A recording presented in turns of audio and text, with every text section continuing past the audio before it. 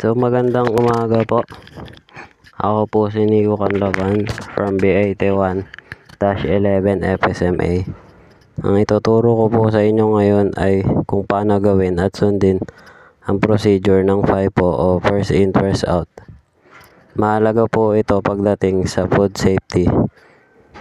Dahil ito po yung method na sinusunod natin lalo kapag meron pa tayong piniprepare na pagkain. Bago ko po yun simulan, papakita ko muna kung ano ang aking trabaho kahit na bawal ito ipakita.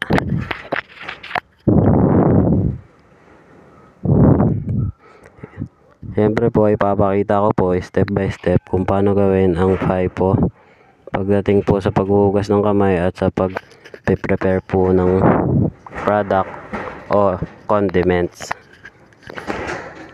Kapag food handler ka, kahit naka-gloves ka, kailangan mo pa rin maghugas lalo kapag humawak ka sa mga damit mo.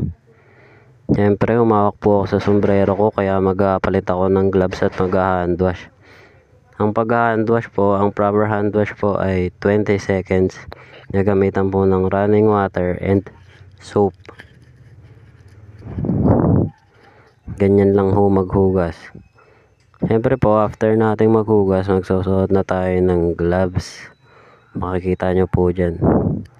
Ayan po, nagsusuot na po ako ng gloves. And siyempre, yung gagamitin natin condiments is lettuce or lettuce. Lettuce po kasi yung tawag namin dyan. Ilalagay ko po yan sa isang designated food pan na may takip. And after nyan, ilalagay ko na po yan sa walk-in cooler freezer. Makikita nyo po, ayan po yung cooler freezer natin. Ayan po ay cooler lang. Ayan na, ngumiti pa yung halimaw kong kakrew. Nakita nyo po may ginawa po akong isang naka-prepare na at pinalit ko po yung ginawa ko. Yun po yung tinatawag na FIFO, kaya first in, first out. At ilalagay ko na po yung na-prepare na. Yun lang po ang tinatawag na FIFO. Salamat po.